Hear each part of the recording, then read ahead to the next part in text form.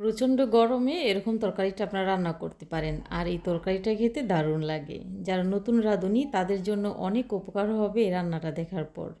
এই রান্নাটা যেমন সহজ, খেতে ততই ভালো হয় এই গরমের মধ্যে যদি খেতে পারেন। প্রথমে এখানে নিয়েছি চিংড়ি মাছ। চিংড়ি মাছগুলো হলুদ এবং লবণ দিয়ে মাখিয়ে নিয়েছি। তারপরে গরম তেলে মাছগুলো উল্টিয়ে পাল্টিয়ে ভাজা করে নেব।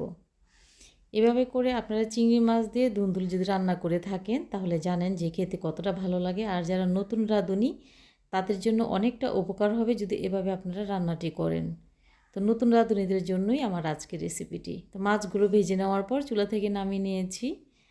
তারপরে দিয়েছি আরও একটু সামান্য পরিমাণে তেল দিয়েছি এখানে, দিয়ে তারপরে পেঁয়াজ কুচি দিয়েছি আর লবণ দিয়ে একটু ভাজা করে নেওয়ার পর তারপরে এখানে দিয়েছি আদা রসুন বাটা। আদা রসুন বাটাটা পেঁয়াজের সাথে খুব ভালো করে ভাজা করে নিয়েছি। তারপরে মশলাটা যেন পুড়ে না যায় এর জন্য এখানে পানি অ্যাড করেছি। তারপরে দিয়েছি সামান্য হলুদের গুঁড়া, সামান্য মরিচের গুঁড়া দিয়ে নাড়াচাড়া করে একটু ভালো করে কষিয়ে নিয়েছি। তারপরে এখানে আলু কেটে দিয়েছি পাতলা করে। দুন্দুলটা যেহেতু সিদ্ধ হতে বেশি সময় লাগে না, তাই আলুটা একটু পাতলা করে কেটে দিতে হবে, তাহলে তাড়াতাড়ি সিদ্ধ হবে। আর আলুটা যতক্ষণ না পর্যন্ত কষানো হচ্ছে ততক্ষণে এখানে আমি দুন্দুলগুলো কেটে নিচ্ছি। আর এই ধুন্দুল একটু মোটা করে কাটলেও সমস্যা নেই, তাড়াতাড়ি সিদ্ধ হয়ে যায়। তো আলুটা যখন ভালো করে কষানো আমার হয়ে গেছে তখন এখানে ধুন্দুল কাটা দিয়ে দিচ্ছি। তারপরে অ্যাড করছি এখানে টমেটো কাটা দিয়ে তারপরে ভাজা চিংড়ি মাছটা দিচ্ছি, দিয়ে নাড়াচাড়া করে ভালো করে কষিয়ে নেব। চিংড়ি মাছ যদি ভাজা করে রান্না করা হয় তাহলে কিন্তু চিংড়ি মাছ থেকে সুন্দর একটি স্মেল আসে। তাই চেষ্টা করবেন চিংড়ি মাছটা ভাজা করে তারপরে রান্না করার। এই রান্নায় আমি কোনো প্রকার পানি অ্যাড করব না, যেহেতু দুন্দুল থেকে অনেকটা পানি উঠে আসবে। তাছাড়া এখানে টমেটো ব্যবহার করা হয়েছে, টমেটো থেকেও কিন্তু অনেকটা পানি উঠে আসবে।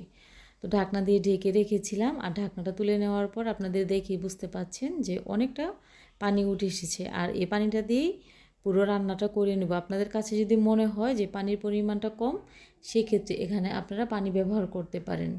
আসলে এখানে হচ্ছে দুন্দুল রান্নায় পানিটা ব্যবহার না করলে আমার মনে হয় স্বাদটা বেশি হয়। তাই যখনই আমি দুন্দুল রান্না করি তখনই পানিটা আমি না ব্যবহার করি রান্না করি। আপনার তরকারির কালারটা দেখে হয়তো বুঝতে পারছেন যে তরকারিটা হয়তো অনেক ঝাল হবে। এখানে একটি টিপস আছে, আপনাদের মরিচের কালারটা যদি আপনারা ভালো রাখতে চান সেই ক্ষেত্রে মরিচটা যখন আপনারা ভাঙিয়ে আনবেন তখন মরিচের বোটাটা ফেলে তারপরে ভাঙা করে নেবেন। দেখবেন মরিচের কালারটা সুন্দর থাকবে আর তরকারিতে অল্প দিলেই হয়ে যাবে। রেসিপি ভালো লাগলে শেয়ার করার অনুরোধ রইল। আপনি যদি আমার ইউটিউব চ্যানেল থেকে দেখে থাকেন তাহলে সাবস্ক্রাইব করে নেবেন, আর আপনি যদি আমার ফেসবুক পেজ অথবা টিকটক আইডি থেকে দেখে থাকেন তাহলে লাইক ফলো করবেন পরবর্তী ভিডিওটি সবার আগে দেখার জন্য। এভাবে করে রান্নাটি সহজ ছিল, আর রান্নার লাস্টে ধনেপাতা দিয়েছিলাম।